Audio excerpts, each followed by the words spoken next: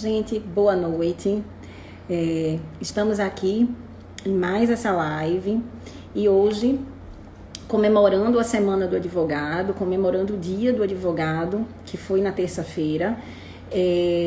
Por isso que na quarta-feira eu recebi a doutora Ana Paula Canto de Lima e hoje nós vamos receber a doutora Emília Queiroz. Então, Emília não está aqui ainda, mas já já ela vai aparecer. Emília é uma grande amiga, antes de tudo, advogada, filha de advogados, mãe professora, pai procurador, uma família que eu amo de paixão, é uma mestre em direito, trabalha, faz muito essa parte de direito de sucessões, é da Comissão dos Refugiados da OAB. E nós estamos esperando a doutora Emília, porque eu acho que a conversa hoje vai ser muito interessante. Talvez vocês perguntem por que é que a senhora gosta tanto, você gosta tanto de falar em direito. Porque, assim, o direito, ele permeia a área médica. Sobretudo, nós oncologistas temos, assim, um tempo muito longo com nossos pacientes. Então, eu tenho pacientes que já se acompanham comigo há 15 anos. Então, nós acompanhamos a trajetória da vida dessas pessoas, assistimos aniversário dos filhos, nascimento de filho, nascimento de neto, casamento, divórcio, casamento novamente, muitas vezes essa fase do luto. E, assim, chega um momento que nós somos, às vezes, os conselheiros, os amigos, acompanhamos situações emblemáticas, e eu já vi muitas questões que envolviam essa parte de sucessão, sobretudo, muitas vezes nos cuidados de fim de vida. E que quando a gente vê, o médico está envolvido nisso. O médico, a equipe está envolvida nisso. Então, eu já fui convidada por juiz para depor em processo, para dar parecer como médico assistente. E é por isso que hoje eu convidei a doutora Emília para falar um pouco dessas questões de relacionamentos, né? Dos tipos de relacionamentos afetivos, casamento, união estável, namoro, enfim, ela acabou de chegar. Vou logo convidá-la para a gente não perder muito tempo, porque com certeza será uma live preciosa.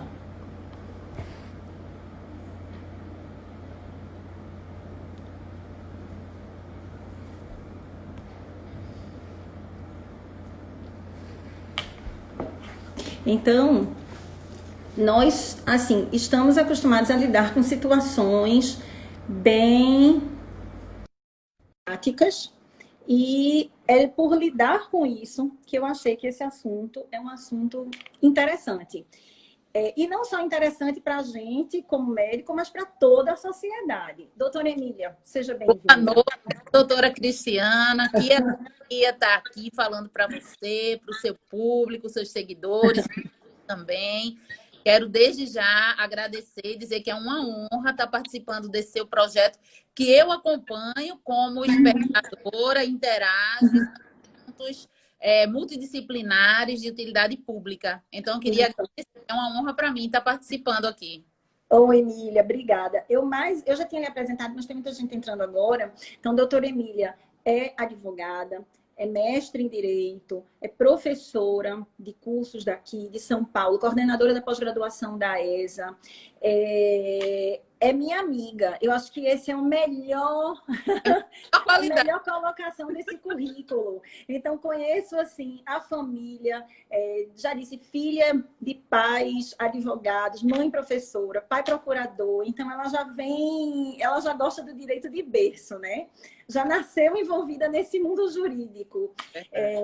E, assim, Emília, algumas pessoas podem me perguntar, por que você fala tanto dessa parte do direito? Porque o direito está envolvido dentro desse nosso contexto da medicina, e muito, né? Então, você não tem noção, talvez você não tenha, talvez você tenha, porque você lida com direito de família, das situações emblemáticas que eu, como médica assistente, já enfrentei nos internamentos dos meus pacientes, em situações durante quimioterapia, situações assim de pessoas que tinham 2, 3 famílias, que não tinham terminado os laços afetivos com a família e já tinha outra, de brigas de esposas, de briga de namorado com ex-marido, de filho de diversos casamentos, dentro desse contexto, e que eu estava conversando antes de você entrar, que já fui inclusive chamada por juiz para dar parecer como médica assistente em processo por conta de situações emblemáticas do nosso dia a dia. Verdade. E é por isso que a gente está aqui hoje, porque eu acho que o que você tem para falar é uma informação de utilidade pública, né? Verdade. Que são os relacionamentos afetivos. Verdade, porque, Cristiana, assim, eu posso testemunhar e atestar o cuidado que você tem com os seus pacientes, o seu ramo de atividade é um ramo que você dá todo o acolhimento à família, e já é uma dor tão grande que tem que se passar com um internamento mais longo, ou, na pior das hipóteses, até vindo a algum óbito. Então, a família é tão grande desse aspecto físico, não é? Então, às vezes é melhor já organizar as questões jurídicas antes, para nesse momento do sofrimento inevitável não ter que se sofrer também com esses aspectos burocráticos, esses aspectos judiciais, que muitas vezes tem que, inclusive, recorrer. Então, o que a gente vai tentar fazer aqui hoje, antes de tudo, é um discurso de esclarecimento, por isso que eu até divulguei lá na minha página, que é de utilidade, porque combinado não sai caro, né? Então, com certeza. Saber todas as possibilidades de relacionamento. E esses tipos de relacionamento são algo que tem que haver a ciência das duas partes, senão até é considerado né? Então, eu acho que é importante essa informação, vocês saberem, para vocês poderem optar, né? Já foi o que a gente optava por determinado tipo de relacionamento somente pelo sentimento. A gente tem que ter como a gente diz no direito, condicio sine qua non. Tem que existir, senão não há o relacionamento. Mas, além desse sentimento, a gente tem que ver as intenções de formação de vida ou não e conversar. Eu queria, Cristiana, mandar um beijo para a doutora Dani Janguier. Sim, ia fazer isso agora. Maria Clara, sua paciente também, Clarinha, está aí. Geilson, da Secretaria de Defesa Social, e todo mundo já entrou. Vamos chamar... A Dalva acabou de entrar, minha paciente, Durvalzinho. Durval, e vai aprender relacionamentos, viu, filho? Emília, deixa eu te perguntar uma coisa. Existem vários tipos de relacionamentos amorosos ou não? Existe, sim. Responde essa pergunta. É o que eu disse, né? É tão, assim, peculiar a gente falar, porque, veja, a gente tem que cuidar da parte sentimental e ainda tem que se preocupar com essa burocracia toda, né? Isso. Nós vivemos, assim, num país que é muito importante definir, dar a nomenclatura desse relacionamento. É chato até quando a gente... Isso. Pois é. E às vezes parece cobrança, né? Porque os homens às vezes tem muito isso. Ela já quer namorar, já quer dizer que é namoro, enfim. Isso. Quer rótulo. Isso. Mas não só pela questão patrimonial de divisão, pela questão previdenciária de você receber uma pensão ou não, pela questão também de você poder receber pensão alimentícia se houver um rompimento, e também peculiaridade que acontece em poucos países, e entre eles o Brasil, que é uma coisa que nos dá muito orgulho, é a Lei Maria da Penha, né?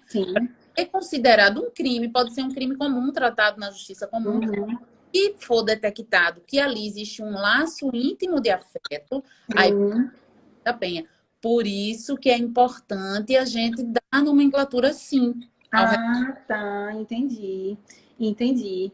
E quais são esses relacionamentos afetivos? A gente tem o quê? Namoro, noivado, casamento, ou já tem mais alguma coisa a mais? Olha, eu acho engraçado que enquanto eu ia, assim que formei, né, a gente falava, a grande novidade era rolo, né?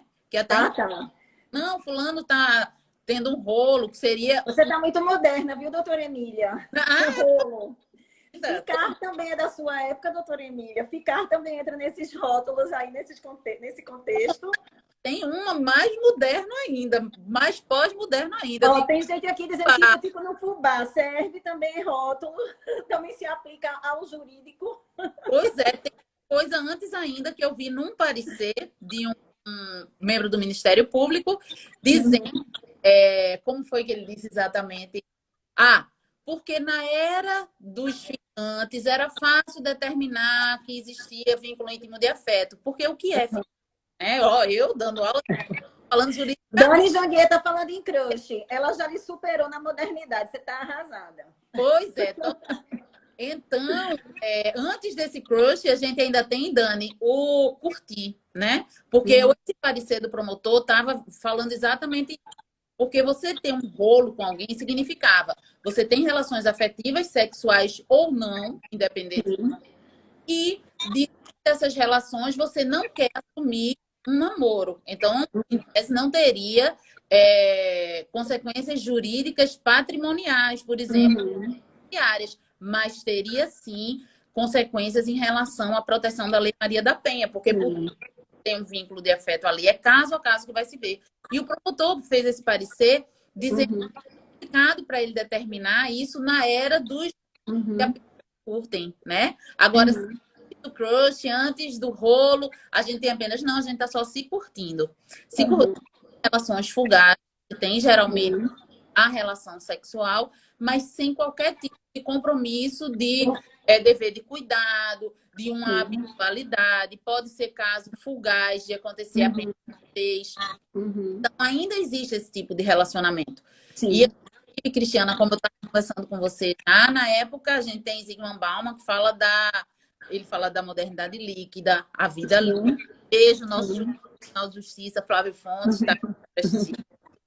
E temos também a questão do amor líquido, né? Que ele analisa a sociedade desse amor líquido, exatamente isso, que as pessoas têm usado, né? Usado não só fisicamente, mas também sentimentalmente, depois se descarta, e para não desenvolver qualquer tipo de vínculo, de laço, aí já passa para outra relação com uma outra pessoa, e ali ele vai, na verdade, se despedaçando, sem ter nenhum relacionamento que seja completo, né? Entendi. Então, seria mais ou menos esse enquadramento do crush, do curtinte, né? Do curtinte, do tico-tico no fubá, como disseram aqui, né? Nossa amiga Shanky Paul, Shanky, bora interagir aí, dando exemplos. Isso, vamos dar. Que daqui a pouco eu vou começar a dar exemplos de casos de consultório, gente. Eu vou aplicar essa prática real da minha prática. O que é que a gente enfrenta do outro lado? Então, Emília, quer dizer que existem várias denominações. Existe, e cada com suas características, né? Tirando essa questão, assim, da Lei Maria da Penha, né, quando você tem que botar um rótulo ali e tal, mas quando entra nessa seara de pensão, de INSS, de direitos, a partir de que rótulo você já pode começar a ter esses direitos? Obrigada, Shanky, tais ordens, viu? Olha, é interessante isso, porque essa gravação traz impactos seríssimos. Por isso que eu digo, tem que haver o acordo das duas partes. Mas ainda que não haja esse acordo, a gente pode depois judicializar para conseguir comprovar aquele antes. Existe, seguindo a gradação de seriedade de uma relação, o impacto jurídico de uma relação, a gente falou da questão de só quem se curte, do rolo, do ficante, de relacionamento fugazes. Né? Depois nós vamos evoluindo para o namoro, né? Namoro é quando já se existe, já se assume perante a sociedade, não é? Namoro é quando já existe um dever de cuidado, uma habitualidade. Felipe Torres, meu grande mestre de direito civil, grande responsabilidade de falar diante de você. Um beijo, professor referência de preparatório. Então, Torres, maior civilista daqui. Então, diante disso, Cristiana, a gente tem já o início quase de uma vida comum. E a gente sabe que hoje, tanto a gente chama de namoro, aquele relacionamento que recentemente deixou de ser o crush, recentemente deixou de ser o já estão começando a visitar a casa do outro, como a gente também chama de namoro, aquele relacionamento de pessoas que já moram junto, né? Você pode ver, várias pessoas moram, coabitam, mas não estável, não diz meu companheiro. Por quê? Porque socialmente a questão do companheiro ficou muito associada à questão do concubino. Concubino é quem tem um relacionamento quase o marital, assim, equiparável a marital, mas com uma pessoa que está numa relação paralela, ou seja, aquela pessoa ou é casada ou já tem um união estável e tem esse concubino. E socialmente, durante muito tempo, se chamou o concubino, que seria, num linguajar mais chulo, o amante, de. Por isso que hoje em dia as pessoas preferem dizer que são coabitantes, mas se chamam de namorados e não de companheiros. Não, de companheiro. Gerou um problema jurídico. Por quê? Porque o companheiro, que é a nomenclatura de quem está numa união estável, tem direito a diários, tem direito à herança, tem direito de troca de nome, tem uma série de pensão alimentícia e o namorado não tem. Tá, entendi. Então, isso é uma diferença crucial. Apesar do namoro já ter, muitas vezes, até a coabitação, não traz as responsabilidades jurídicas. Traz, sim, a questão do vínculo íntimo de afeto da Lei Maria da Penha. E alguma violência entre eles vai ser considerada, sim, um afeto ao rito especial da Lei Maria da Penha. Mas em relação à previdência, em relação à pensão alimentícia, a regimes de bem, em relação a isso, em relação à questão temporal, Emília, quando você já namora por um tempo mais prolongado, você já pode dizer que são uma união estável? E também eu queria saber a questão de internet. Na hora que você começa a postar várias fotinhas em redes sociais, isso também serve de prova? Perfeitas as suas perguntas. Veja, antigamente, mesmo que um casal já quisesse ter a união estável, vem cá, vem cá. Mesmo que o casal já quisesse ter, olha, um telespectador seu aqui, vindo aí para ver. Olá! Das contribuições jurídicas. Eu assisti o camarote, literalmente. Beijo! Assim, ó. Não perde a oportunidade, né? Não. Ele é o principal interessado nessa live de hoje, viu? Eles já estão aqui assistindo também. Então, aí, Shank. Então, antigamente, mesmo que já estivessem em união estável, eles precisavam ter um tempo mínimo de convivência. Primeiro 5 anos, depois 2 anos. Hoje a gente já tem essa necessidade. A união estável pode ser do tempo que for. Apesar de que o STJ desconsiderou um termo de união estável que foi feito de apenas 2 semanas para um senhor que faleceu logo depois. Ah, foi? 2 semanas? 2 semanas, porque a lei não determina o tempo mínimo mais, antigamente 5 anos, depois 2 anos, mas ele disse que em 2 semanas não poderia existir uma intenção real de ser uma família. Aí, por isso, foi desconsiderado. Mas não existe um tempo certo, Luciana. Existem muitas pessoas que vivem em namoro, até coabitando há muito tempo. E foi por isso que o STJ, recentemente, ano passado, há 2 anos, na verdade, ele definiu os tipos de namoro. Né? Sim. E aí? É você. Quem está assim, num saiu a paquerinha, se quiserem ter um compromisso, já vão chamar de namoro. E pessoas que estão morando juntas também chamam de namoro. Então, diante do STJ, criou nomenclatura para 2 tipos diferentes.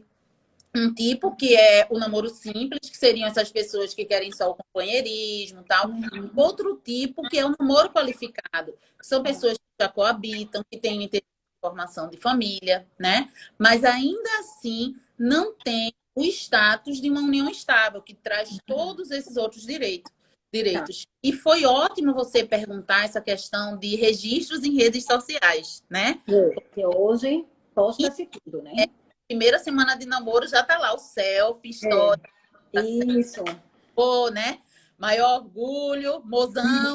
Né? Ele deixa contatinho, porque contatinho ainda é no ramo no status de tolo. E ele passa a ser o mozão, já tem o título, pelo menos, de namorado. Amiga, você tá modernérrima. Total. Antenadíssima. Meus clientes exigem isso de mim, que a gente tem que estar se adaptando à realidade dos clientes, né? E o que acontece interessante em relação a isso o Código de Processo Civil de 2015, que entrou em vigor em 2016, ele traz em si já a previsão de um tipo de prova específico, que é a ata notarial. Essa ata notarial serve exatamente para trazer questões da vida real para dentro, né? Então, postagens de Facebook, de Instagram, Já entram, né? tem até o cartório pedir que o tabelião registre mensagens de WhatsApp, por exemplo, que o tabelião registre aquilo, dizendo, por exemplo, se for de WhatsApp, ele não vai levar em consideração o nome que está salvo na sua agenda, ele pede para você apagar e vai dizer que na data tal, o telefone tal recebeu mensagem do número tal, dizendo que existiam os áudios que eu transcrevo da seguinte forma, e o tabelião vai dar fé daquilo que está sendo dito. E isso, gente, é o que eu digo assim, cuidado, né? Passe o que é da realidade em redes sociais, seja o WhatsApp, mais escrito, seja das abertas, porque, inclusive, esse tipo de prova nas redes sociais são fundamentais também, não só para provar o tipo de relação que você tem, como também para precisar valor de pensão, né? Muitas pessoas... Então, segundo minha paciente Kátia, que acabou de dizer aqui, o pessoal já vai botando relacionamento sério. Estou no relacionamento sério. Agora eu vou lhe fazer uma pergunta. Aqueles tipos de relacionamento, Emília, que se tem lá no Facebook, relacionamento sério. Uma vez eu vi um amigo meu que estou num relacionamento complicado. Eu achei ótimo. Eu achei ótimo. Mas assim, aquilo, relacionamento sério, não sei o quê. Aquilo também entra como meio de prova? Claro, com certeza. Agora a gente tem que ver o seguinte, né? A reciprocidade. Porque quando você marca no Facebook que você está num relacionamento sério com fulano, fulano tem que aceitar, né? E tem que botar também. Com fulaninho, mas quando ele souber que é namoro, acaba, né? Então, em si, já é um dos indícios de prova, que tem condão de configurar meio de prova, sim. Então, muitas pessoas blindam seu patrimônio. Quem não recebe salário em folha, por exemplo, de outras pessoas, agentes, empresas em nome de outras pessoas. Muitas pessoas fazem isso, mas ostentam nas redes sociais, por exemplo. E queria dar um abraço para o Dr. Selen de Caruaru, que está aqui nos assistindo como um coagreste. É um coagreste, mas eu sei que é ele. Então, quer dizer que o pessoal... Então, muitas vezes você omite alguma coisa, mas chega nas redes sociais e fica ostentando carrão, em casa, piscina, viagem, não sei o quê, né?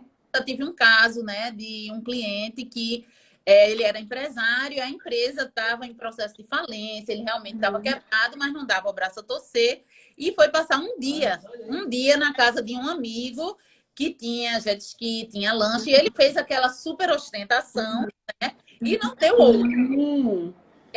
A ex-esposa, mas ela printou tudo através de uma amiga, e na segunda-feira são revisionadas, levando em consideração.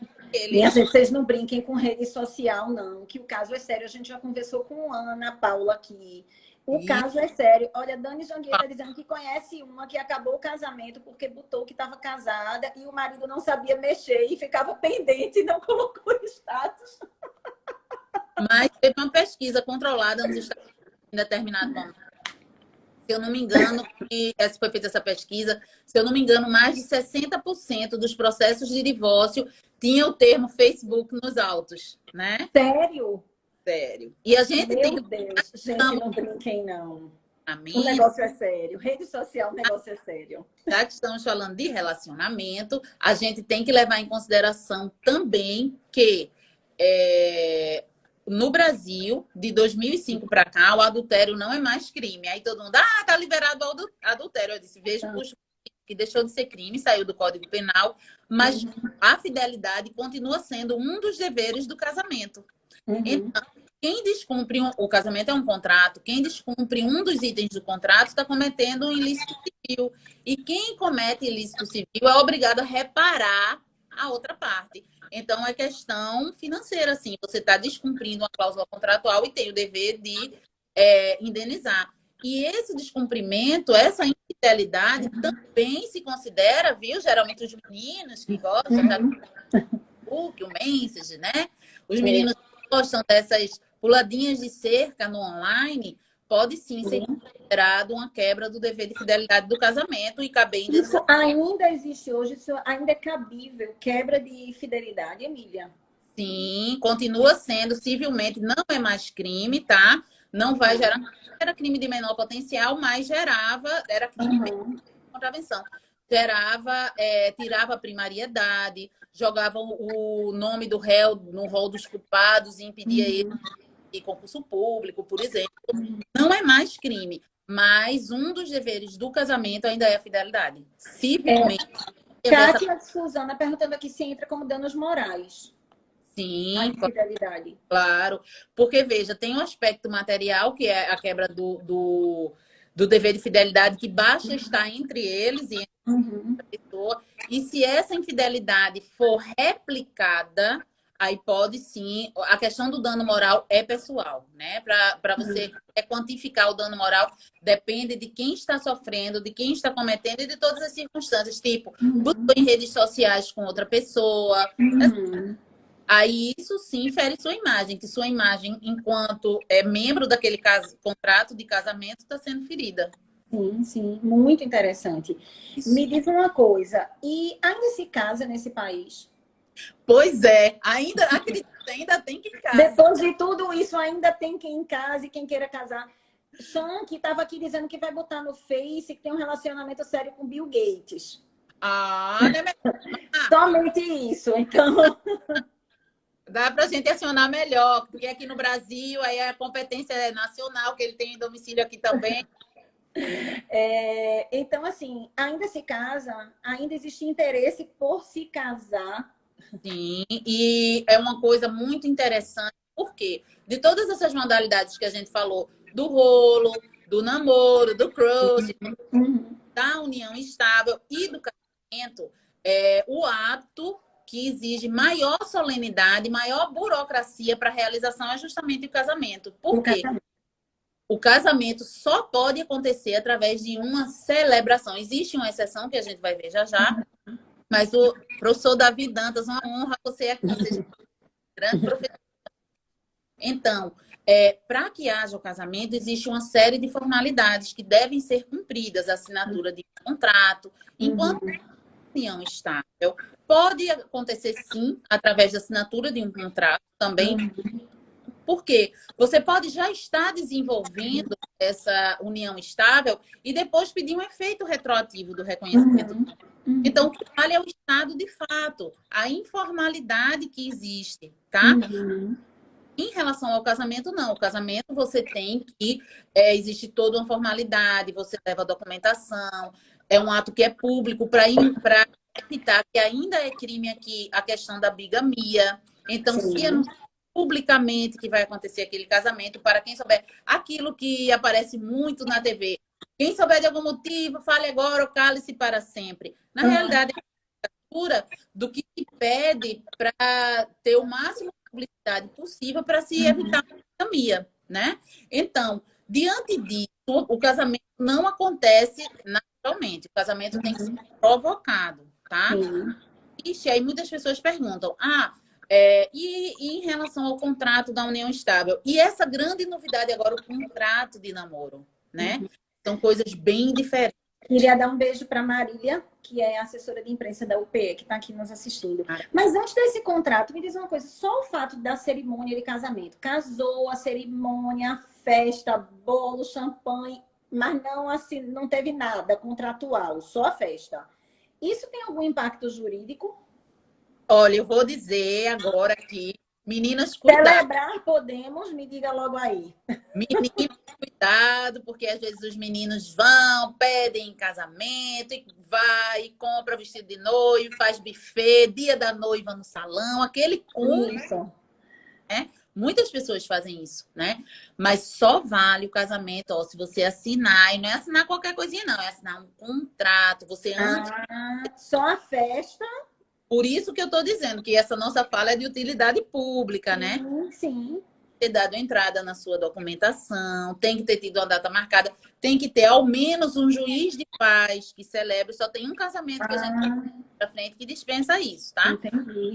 Mas, no geral, não. Inclusive, você pode até... O regime natural de divisão de bens é da comunhão parcial. Vocês só têm o que comprarem ali. Não divide se receber doação, não divide se receber herança. Nada. Tá por outro regime de bens. O regime de comunhão total. Tudo que você já tinha comunica. O que você receber de herança e de doação comunica. Ou a separação total. Tudo que vocês adquirirem vai ser cada um consigo. Cada um consigo, Deus por todos. Aí, se você quiser um desses dois regimes diferentes, ou de compartilhar tudo, ou de blindar tudo, você ainda da cerimônia do casamento tem que fazer um pacto pré-nupcial em cartório. Tá. Não se iludam de achar o fato de você estar vestida de noiva perante uma terceira pessoa que celebra aquele momento, necessariamente não é um casamento. Você tem que ter passado por cartório, você tem que assinar um contrato de casamento, testemunhas, e com um celebrante que é, no mínimo, um juiz de paz ou um juiz de direito, tá? Então, tem que ter cuidado com isso, porque às vezes se faz todo o espetáculo. Todo o espetáculo, mas não tem essa parte jurídica por detrás, esses trâmites jurídicos. E Minha mãe, que acabou de entrar aqui agora, ela é o exemplo da comunhão total de bens. Então, é algo que nem existe hoje mais, né, Emília? Comunhão total. se você quiser, meus pais se casaram na década de 70 também, e o regime de regra era comunhão total. Total. Que recebessem de herança ou de doação, comunicava, o que já tivessem antes, comunicava. Hoje, se um casal quiser se casar, né, eles têm que antes ir a cartório e fazer um pacto pré-nupcial. É uma exceção. Tá. Porque hoje é da comunhão só parcial. Só parcial, mas se você quiser comunhão total ou Sim. separação total, tem que ter o pacto e tem que fazer em cartório, porque é a exceção, não é a regra. Entendi. Kátia e Suzana aqui super dizendo que na própria união estável você coloca a separação consensual de bens. A regra segue muito o modelo do casamento. A união estável, tanto os dois são reconhecidos constitucionalmente, né? E nessas características que seguem no casamento, é a mesma coisa. É a da comunhão parcial. Mas se na união estável você quiser algum tipo de regime diferenciado, aí você tem que pactuar também. Emília, algo que também é comum para nós, né? Pelo menos eu pego muito esse tipo de situação. Pessoas que não se divorciam, continuam casadas, mas assim, vivem com a mulher, mas têm uma união estável com outra pessoa. Posta foto. Então, eu já tive situações dentro do hospital do paciente ser acompanhado pela esposa e no outro dia pela outra, então elas se dividiam, às vezes elas nem sabem e começam a saber depois que o paciente interna. Numa situação dessas, na hora que um paciente desses vai a óbito, as duas mulheres, elas têm direito à pensão? Foi muito boa a sua pergunta, porque eu até depois me senti injusta, né? Que a gente devia ter colocado também a questão da concubina, dos concubinos. É isso, porque é muito real essa situação. As pessoas, às vezes, elas não terminam de fechar Verdade. os ciclos e vão entrando em outros ciclos com outros sem terminar. E, às vezes, é um homem que tem duas, três mulheres. Dois, três relacionamentos. O grande exemplo era Mr. Catra, né? Mr. Catra era o exemplo. 26 filhos e 4 casamentos. Verdade. E são as relações paralelas que já foram muito discriminadas no país, mas a gente deve levar em consideração que a Constituição Federal, que veio em 88, ela trouxe uma atenção especialíssima à família, né? No Brasil, a gente sofreu muito a questão das muitas formalidades que se tinham para tentar não se acabar aquela entidade familiar. Então, se valorizava demais a relação principal, aquele primeiro casamento, tanto que não tinha possibilidade de dissolução. Depois veio o regime do desquite, depois de muita luta veio o regime do divórcio, né? Mas antes, para divorciar, você tinha que estar separado já há 2 anos, de fato, já ter separação judicial. E isso fazia com que, muitas vezes, aumentou o número de violência doméstica intrafamiliar, porque as pessoas casavam, viam que não queriam aquele relacionamento, que eram praticamente obrigadas a se manter. Obrigadas a viver junto.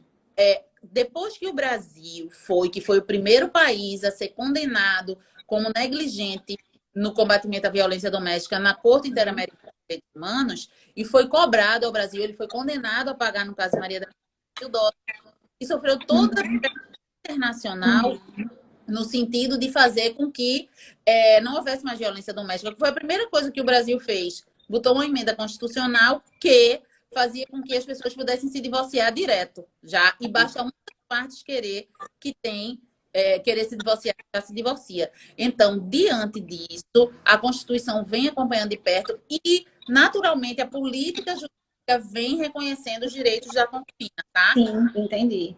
Então, nesse caso, é possível que essa pensão seja dividida entre a concubina e a esposa, se ela provar que, num caso desses, em que ela acompanhava ele nas consultas, isso é muito comum. quando essas mulheres, elas vêm para pedir o pensão, chegar a doutora, a senhora pode fazer um laudo dizendo que eu acompanhava fulano em consulta. Então, se acompanhava, eu como médica, assistente, eu não posso mentir. Não posso, né? Coisas diferentes assim que vão se conquistando aos poucos. Também como o direito de pessoas do mesmo sexo. Como foi que conseguiu? Hoje a gente já pode a celebração de casamento, o contrato de união estava com pessoas do mesmo sexo. Mas no começo não podia e a gente conseguiu como? Qual foi a fase embrionária? As prefeituras, inclusive a do Recife, na época do governo do prefeito João Paulo, começou reconhecendo direitos previdenciários de companheiros do mesmo sexo. A mesma coisa, muitas prefeituras, nacionalmente, estão reconhecendo dentro de suas cidades o direito das concubinas. Então, direito a previdenciário, ela já tem, a maioria dos lugares. Mas ainda tem o peso do direito ao status, entende? O direito à herança. Todos esses direitos que emanam, por quê? Porque o Brasil ainda, apesar de facilitar a forma da dissolução, o Brasil ainda tem a questão da exigência da fidelidade para esses tipos de relacionamento. Entendi. Então, entra aquela história da fidelidade que você falou logo no início da live, né? Então, é importante, por isso que eu digo, o combinado não sai caro. Se você está num relacionamento com uma pessoa que ainda não desfez a sociedade conjugal que tinha anteriormente, então é importante, se você tiver algum intuito, até patrimonial, principalmente patrimonial, você só se a pessoa resolver a sua situação. É uma questão até de empoderamento, né? Claro. De relacionamento que quer. Mas se a sua intenção, a gente está vendo aqui o que se adequa, né? O seu saber número fica mais confortável. Claro. Patrimonial, então não é uma boa opção o concubinato. Eu queria dar boa noite aqui a Leonardo, radioterapeuta, que acabou de entrar. Algumas pacientes minhas que estão aqui, da Paz, Silvana, Gilvaneide, Rosinha, eu acabei de levar uma bronca da minha mãe, que eu vou ter que dizer no ar, porque eu fui dizer que ela era casada com comunhão total de bens, e ela já escreveu aqui, ó. Aqui é comunhão total de bens, mas cada um tem seu CPF, então levando uma bronca online. E nenhuma intenção de um passar a perna no outro. Depois de 46 anos de casamento, mamãe, se você e papai resolverem um passar a perna no outro, o negócio tá feio, viu? Aí é camisa de força química e física para os dois. E ainda botou aqui, você sabe que tem pais modernos, então eu acabei de levar uma bronca, uma espinafrada online. Acabou comigo. Termine a live sozinha, doutora Emília, porque depois dessa eu me retiro. Mas olha, Cristiana, esse exemplo foi maravilhoso. É um daqueles casos que eu estou dizendo, o combinado não sai caro. Eles têm esse regime da comunhão universal, mas tem o acordo de convivência entre eles, cada um com seu CPF, cada um com sua própria. Então, é o exemplo disso que eu estou dizendo. Tem que ter ciência dos documentos que você está assinando, dos impactos que tem, mas você tem que ter a opção de flexibilizar isso na sua vida. Porque é um contrato. E um casamento não é só a questão sentimental. Há um contrato, vocês constroem uma vida juntos. Então, é uma sociedade, né, Emília? Que as pessoas acabam romantizando muito e fica o amor. Tudo bem, tem o amor, tem a questão sentimental, afetiva, tem esse laço, mas é uma sociedade. Então, se você tem, por exemplo, meus pais, eles dois são dentistas, eles trabalham e eles construíram uma vida juntos. Começaram namorando na faculdade, se formaram, casaram. Então, eles juntavam o dinheiro de um do outro para comprar um apartamento, para ter uma renda, para ter isso, para ter aquilo. Então, é uma sociedade, tal qual qualquer outra, onde você tem sócios com 50% cada um, né? Como tem se feito muito também para blindagem patrimonial, a questão a gente pode até depois marcar uma live sobre isso, do holding familiar, transformando não a relação do casal, mas a relação familiar numa empresa, né? Sim, então, sim. Interna. E é interessante isso, porque você falou, meus pais também se conheceram, os dois advogados se conheceram na faculdade, casaram e tal. Então, existia muito essa questão da vida, da formação patrimonial conjunta. Então, o que vai diferenciar, por exemplo, um namoro de uma união estável é isso, né?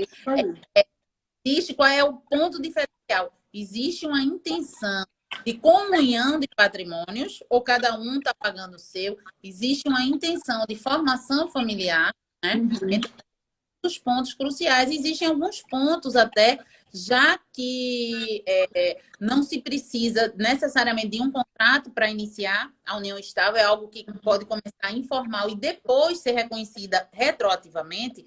É bom a gente ressaltar também que existem alguns pontos que caracterizam essa união estável, né? Como a existência de filhos comuns ao casal, a existência de dependência formal entre eles. Por exemplo, eu tenho meu plano de saúde e bota o outro como dependente, né? dependente do clube, né? Dependente da Netflix, tem alguma coisa assim, o mesmo endereço. Então, o INSS mesmo cobra 3 itens desse acumulados para declarar que é uma união estável, né? Geralmente, às vezes precisa de só um deles, dependendo do caso. A questão de testemunhas é muito interessante, né? Sim.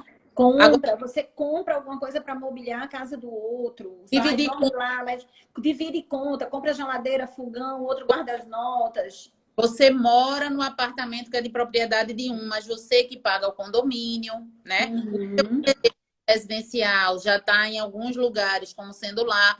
O seu, a questão da telecomunicação de lá, telefone, internet, é no seu nome. Isso já são provas que são, assim, elementos bem contundentes de se provar que aconteceu aquela união estável. E por que é interessante essa questão da união estável? Porque como ela vai retroagir, pode ter efeito patrimonial também. Emília, no caso, por exemplo, que também é comum, eu também já peguei vários casos desse em consultório, em serviço público também. Você separa, mas tem filhos e o cônjuge continua frequentando a casa do outro, continua dormindo lá, acordando lá, mesmo já sendo o divórcio já tendo sido estabelecido. De repente, você está ajudando lá, está dentro da casa do outro, a sua família frequentando. Às vezes, essas relações elas não terminam logo, né? Porque tem filhos e tudo mais. Mesmo tendo havido o divórcio, quando você ainda tem esse tipo de relação meio inacabada, pode-se voltar atrás juridicamente? Pode. Olha, é muito interessante a sua pergunta, porque eu tenho vários clientes que estão nessa situação e estão extremamente aflitos com isso. Por quê?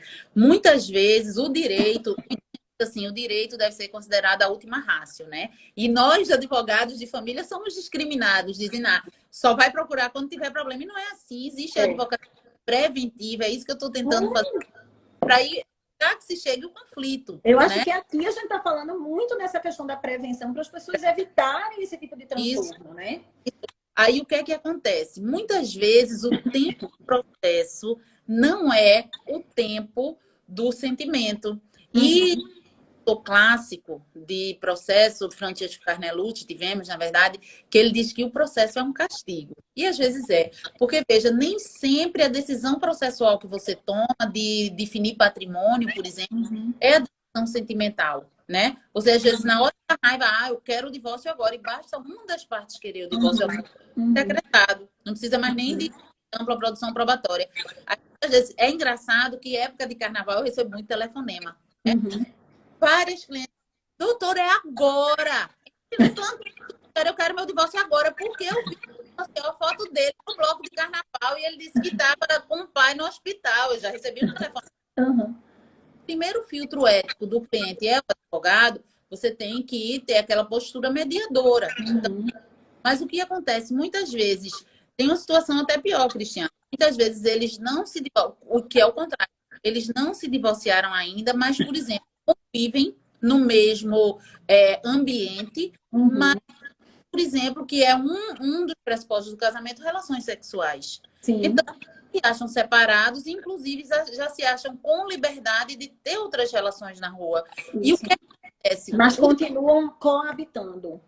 Muitas vezes o divórcio já foi mais caro. A gente tem que lembrar que existem algumas questões que são correlatas ao divórcio, né? Muitas vezes você tem o divórcio, você tem a partilha dos bens, que é a divisão, você tem a definição da guarda dos filhos, o direito de visita, mas, gente, são coisas diferentes, às vezes chega até... Eu queria só falar um pouquinho aqui, que entrou várias pessoas importantes para mim aqui. Entrou Maria Elizabeth, que eu já fiz uma live com a blusa que ela me deu. Suzana, minha paciente. Cida. Solange Tavares de Mello, que é professora de jornalismo, inteligentíssima, fala super bem. Entrando muita gente boa.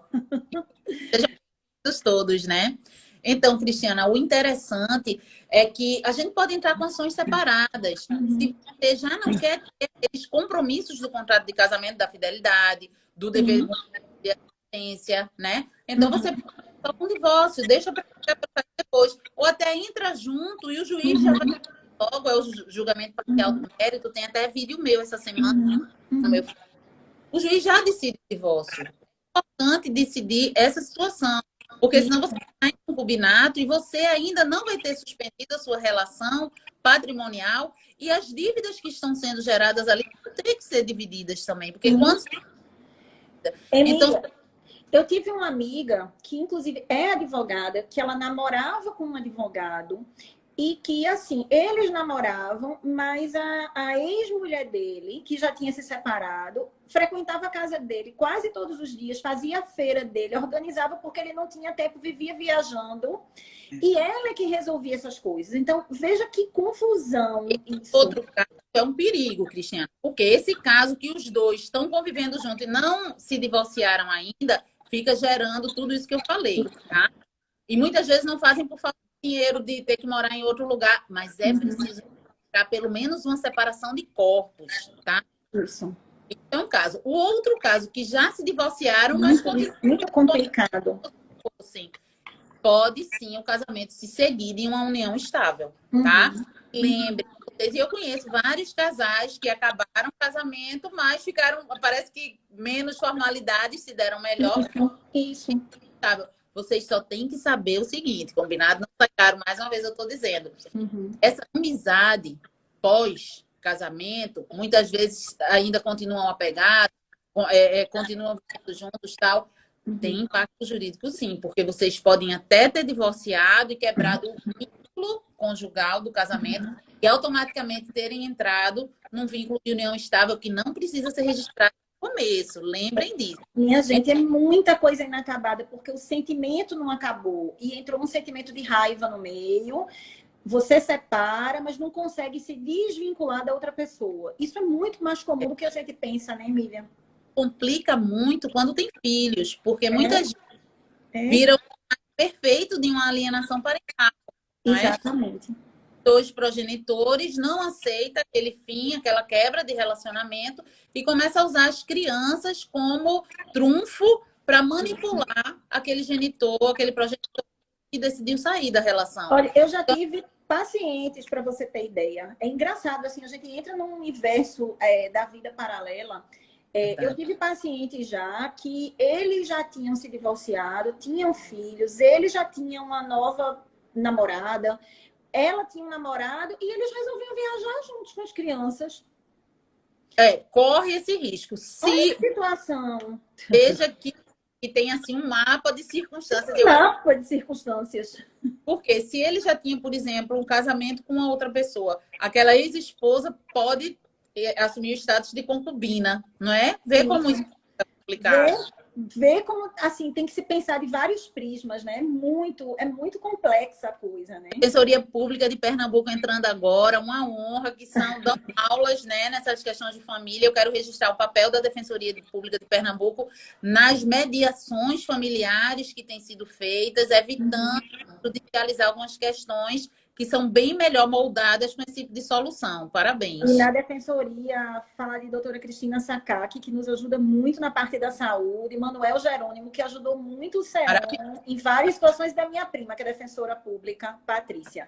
Então, eu tenho que falar dos três aqui. Claro. Estou preocupada com o horário. A gente tem, acho que, 10 minutos. Me diz uma coisa, a gente já falou dos tipos de namoro, dos contratos de namoro, que é importante a gente nomear relacionamento. Você já falou da questão se ainda se casa, se ainda não casa. Já falou do contrato. Mas em relação a namoro, noivado, casamento, rolo, tico-tico no fubá, ou seja lá o que for, tem algum que seja o ideal? Existe um ideal? Ou isso é individualizado? Perfeito. Eu vou registrar rapidinho uma coisa que acho que passei batida, a questão do contrato de namoro. Muitas clientes vêm me procurando, eu estou felicíssima, doutora, eu quero lhe contratar para fazer o meu contrato de namoro, que o meu namorado vai fazer um contrato de namoro para a gente. E achando que isso é um conto de fadas. E, na realidade, o contrato de namoro é feito, a principal intenção não é oficializar sua relação com a pessoa. Isso se faz com um anel, né? Na realidade, é para blindar o patrimônio. É para mostrar que eles estão morando juntos como se união estável fosse, mas a intenção é de ser um simples namoro. E quando chegam esses casos, para mim, no escritório, muitas vezes, e eu sou obrigada a esclarecer, muitas vezes existe um grande. Então, cuidado com a proposta do contrato de namoro, que muitas vezes vem para evitar que configure o que existe, na verdade, que é uma união estável, tá? Porque o namorado não tem direito à partilha, por exemplo. Então, não, união estável teria. Então, essa questão do contrato de namoro vem como blindagem patrimonial para evitar que se configure uma união estável. Ponto. Kátia Suzana perguntando onde é seu escritório. Depois ela entra no seu inbox e você responde. Me segue lá, emiliaquiroz.jus, a gente conversa, tá? Marta Alves, minha prima de Garanhuns, um beijo. Então, gente, você fez uma pergunta perfeita. O que é melhor? É melhor estar no crush, no contatinho? O que é melhor diante de tudo isso? O melhor é você entrar sabendo no que você está entrando. É a questão do tamanho do sapato. Se você está na promoção e compra aquele sapato apertado, você sabe que vai doer, né? Se for muito grande também, você precisar correr, não consegue, vai tropeçar. Então, você tem que saber, em primeiro lugar, gente, é reciprocidade. A gente está falando de direito, todo mundo diz que é técnica, mas é um ramo do direito que tem que lidar com esses aspectos subjetivos. Contratos que são firmados. Então, uma das questões que anulam um contrato é o vício na vontade. Por exemplo, uma pessoa que fez um contrato de namoro achando que era uma união estável, aquele contrato é nulo porque foi uma fraude, ela estava enganada. Então, se é melhor crush, contatinho, união estável, casamento ou namoro, vocês que têm que ver, mas compartilhar patrimônio, união estável e casamento, tá? Antes disso, a gente pode ter o status, sim, de entrar para um rito especial da Lei Maria da Penha, porque configura o vínculo íntimo de afeto. Se for muito fugaz, só uma saída para uma relação sexual, alguma coisa, talvez nem isso configure, tá bom? Então, o ideal é você saber aonde você está entrando, com quem você está lidando, para saber, inclusive, se a pessoa está apta. Isso. O que acontece é o Eu estava assistindo uma aula hoje que falava exatamente das carências afetivas e o tanto que você tem que se tratar para se blindar para evitar entrar num relacionamento desses. Eu queria registrar Karina Passos Dermato, minha colega de turma, entrou aqui, Marília Falcão, da UPE, dizendo que esse assunto merece uma outra live. E merece, viu? Muito, muito importante. Então, assim, Então, é complicado isso, né, Emília? Verdade, porque você tem que se tratar para se blindar e não se meter em uma confusão. Porque muitas vezes o problema está com sua carência afetiva e você sai se metendo em relacionamentos abusivos, em relacionamentos de pessoas que já são comprometidas e que não vão poder te dar o que você quer. É difícil. Uma visão que eu dou, que muitas vezes parece, porque, por incrível que pareça, o advogado de família é quase um analista. E a gente pega os casais em várias fases, né? Agora, com o contrato de namoro, eu pego muitos casais que estão começando um relacionamento super romântico, né? Pacto antinupcial que a gente faz também. São casais que estão à beira de ir para a porta da igreja casar. É aquele clima. Mas o grande índice que nós pegamos é para o desfazimento, é o pedido de indenização por infidelidade, é o divórcio, é a alienação parental, é a violência doméstica. Então, isso me traz uma visão não pessimista, mas realista. Então, lembre que naquele início de relacionamento, a perspectiva é de tudo ficar 70% melhor do que quando o relacionamento esteja realmente naquela diária, onde tem questão de contas, onde tem todos aqueles aspectos do cotidiano. Então, gente, a gente tem que saber que é uma questão que une a parte sentimental, como eu disse, a condição não tem sentido existir esses contratos, mas que também tem que ter a questão patrimonial. E é só quando a gente chega na hora do divórcio que às vezes tem... sabe a hora do rolo. Aí é rolo. Aí é rolo. Até para evitar chegar a esse ponto, não é? Pensa, eu quero blindar meu patrimônio, vou dizer ao meu parceiro, olha, essa parte aqui não vai ser com você, ou essa parte vai ser com você, mas se um dia a gente se separar, vai ser de determinada forma, dá para se moldar tudo, dá para se mediar tudo em relação a isso. Mas pensem sempre, infelizmente, a gente tem que pensar o que está lá na outra ponta. Se eu entrar num litígio por guarda de filho, essa pessoa é uma pessoa que vai ser legal comigo, porque relacionamento é um relacionamento que não acaba, né? Então, características, conheça com quem você está, para meninos e meninas. Eu digo isso. Olha, Conheça... minha mãe fazendo uma pergunta aqui.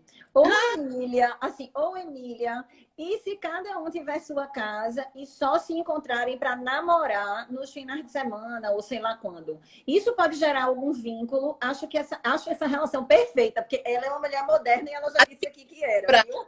É verdade, verdade. É uma relação bem de cotidiano, até pela questão dos afazeres que os dois têm. E a mulher já entrou para o mercado de trabalho.